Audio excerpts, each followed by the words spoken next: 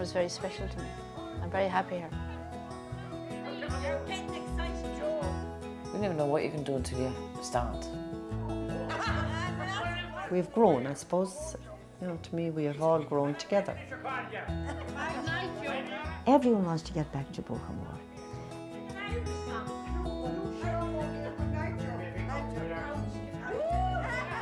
I do love Bohermore.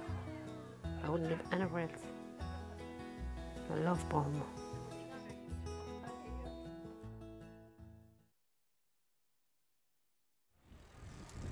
Bohermore really would be a very small community. It's a very close-knit community. Everybody helps everybody else if they're in their hour of need, if they're in trouble, or if they want anything done, or whatever. A lot of the houses now in Bohermore, they would be handed down from one generation to the other, even if they were corporation houses. Families would have maybe moved in with their parents and stay there after that. And maybe I think that's why it's such a very close-knit community. It's a very good place to live. I myself came here in 1981. I'm a little sister of the Assumption, and our aim is to live with the people and help them as best we can, work with them and do what they want us to do. And the first thing I did when I came here was to do a small survey of the area. We had just got this house from the corporation with a view to setting up a preschool. So I started a survey of all the houses in Bohermore. And during that survey, I called to Sis Higgins, and Sis said to me, "Any chances tomorrow to start up a ladies' club?" And she said, "If you get the ladies, I'll get the club." So that's how it started. The following week she called a meeting up in the play school. We all sat on the little stools up in the play school. Wouldn't sit in them now, wouldn't fit in them. But that's where we started our ladies' club 21 years ago. An awful lot of the mothers, we were all turned up. I remember few people were even down the stairs. There wasn't enough room in the room. That was our first game. But the attendance was always great. There was no social life really. I suppose I went to bingo in that time. It wasn't a lot because you didn't have a lot of money them times. To get out on a Tuesday night, it was like going to a dance years ago. We loved it. And the neighbour now next door to me, Linda Feeney, she never went anywhere till we started up the club. I didn't even know the others. I just got to know them then when we came up. So I was never involved with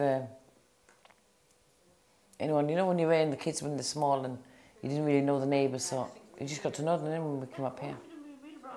Yeah, we were all in the same boat. We were all living around the Bohermore area. It's just, you know, the humdrum of every day, and we really used to go anywhere, you know. We just used to go up there of a Tuesday night and have our laugh, and it was the focal point of the whole week for the whole lot of us.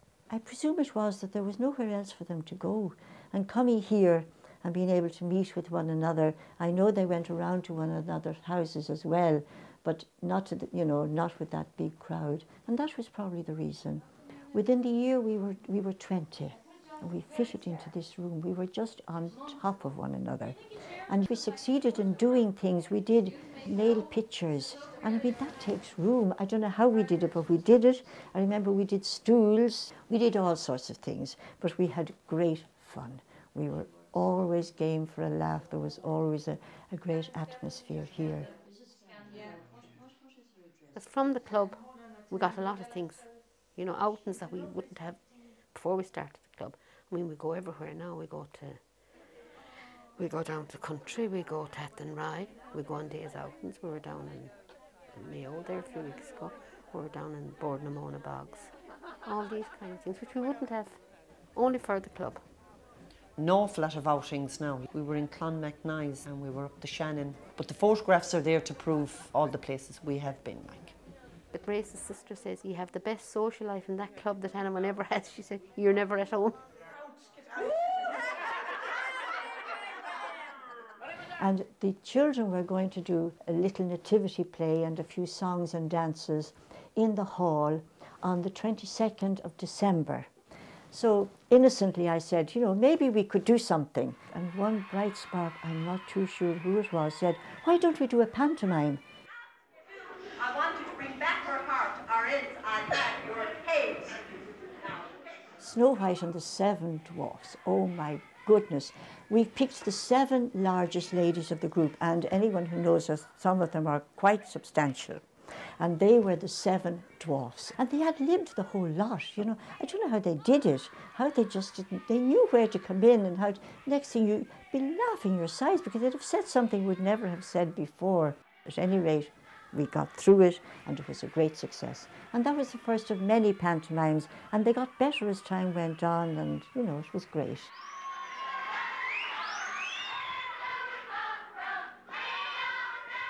We usually had, you know, Christmas dinner, and I was to organise the dinner out in, what was the name of the hotel? That hotel now, the Beach Hotel. And we were all going around on Saturday with our rollers and our hair, and Anna Seen was all, and she seen Nan Keneally. She was a member of our club. She was one of the older women of our club. But if you crossed her, you know. Of course, I rang them up and told them how many were coming, and he did say to me, you know, ring back and confirm it, you know. She didn't confirm it. She didn't confirm it. She booked it but didn't confirm it. And of course, the last minute I rang up, what? He said, sure, I have no booking, he said, for a dinner. Oh my God, I was in the local shop now down here in Bohermore, and I panicked. So she ran over to me and she said, oh my God, Nan'll kill me, Nan'll kill me. I said, what's wrong with you? She was at the door and she said, oh, Nan'll kill me, Nan'll kill me. I said, come in. And I told her, and I said, oh, what am I going to do? Nan Keneally is going in rollers, and God, she was, you know, that bit older, and I was saying, she think we're off, be off the stupid, what we're going to do. Oh, she said, Nan'll kill me, Nan'll kill me. That's all she was fearing about was Nan. So I rang her back in, and she said she'd be able to put on chicken and chips for us. So she put on the chicken and chips. It was the best night that we ever had. That's all we had was chicken and chips and a dessert. Mind you, I didn't get the job to organise much after that. Like, it was years before I was actually allowed to do anything.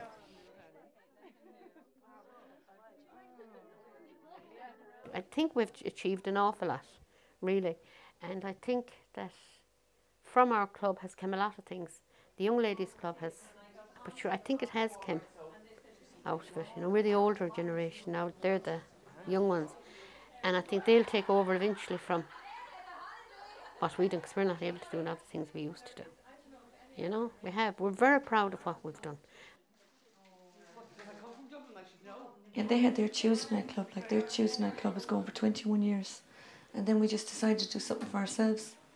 We were doing courses together, we were friends together.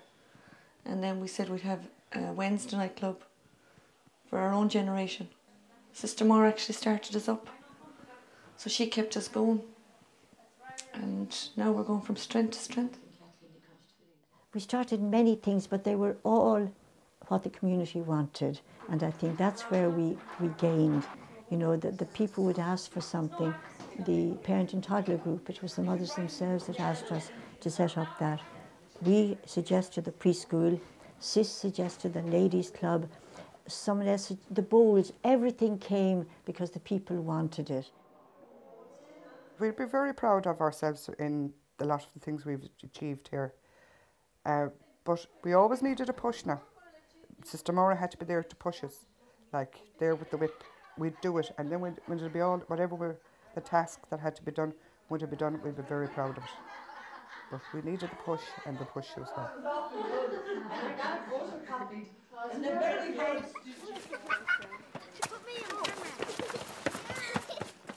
For the future of Bohermore, I'd love to get the community more active in the community. You know, everybody supporting each other, looking out for each other and taking part, especially the men, because they're useless. Only for the women of Bohermore, there'll be nothing done. I don't mean that in a bad way now, like they've great intentions, but they're great talkers. There's no action. It's true. Only for us women, there'll be nothing done in Bohermore. At the moment we have a bowling club, and we've sent out leaflets to all the houses, and we've only got 2 men so far. I'd like to see them getting involved more, and they're setting up their own club. Can I get them in to move at all?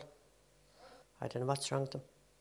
But I'd say if they did form a club, and if they just came in, or even if they came in to have a look at the bowls, they might shine up, you know, and they'd know what's going on in the area.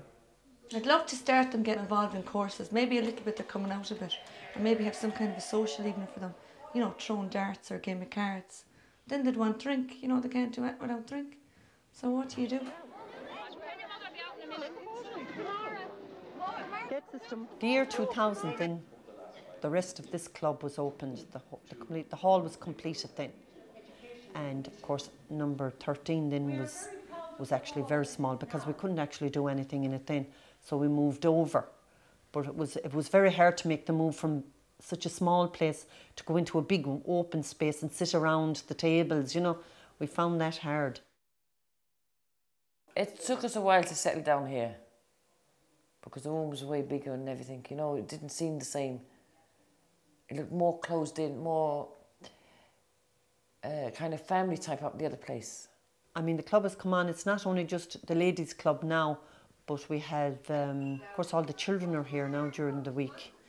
And every year there's courses opened up to Bohermore. So a lot of people take that up. So this was great when we got down here. A lot more achieved.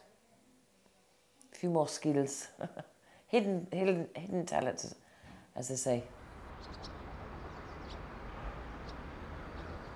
Well, my hopes for the future for Bohermore would be for the houses in St Finbarr's Terrace at the moment, the ones that are really in bad condition, that they would be done and everything would come up all right with the houses, and maybe after that then that the street would be cleaned up, because when I moved up here first to St Finbarr's Terrace, it was a beautiful place to live. It's just gone absolutely to the dogs in the past 2 years, and maybe when the houses are done it will get back to its old self again. I would like best for Bohermore that they would continue with the spirit that they have, and that those groups that are functioning, that they would continue to function in the same spirit. Hope for the future are just that we'll keep going and be able to have the health to keep going.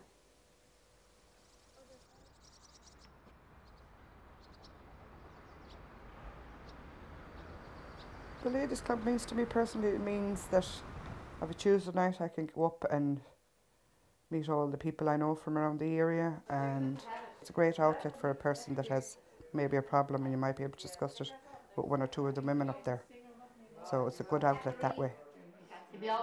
Made lots of friends with good old crack. You come in here with a problem and you go out with it solved. We had our fights, our arguments, tears and joy. We get on so well together, the whole lot. I think it's got me more outgoing, more confident in yourself. You're lucky really in this area, because some places they wouldn't even know who's living next door. I've been with the ladies now. I feel really I've been with them all my life. I feel like as if I've gone to school with them. To tell you the truth, they do a marvellous job there. They don't just deserve credit, they deserve awards. It means the world to me. It's something I look forward to above anything. The news and the room, the laughing, and I love the club. I do look forward Tuesday night. I love the club. And I think our club will keep going. I think till we'll die going to the club.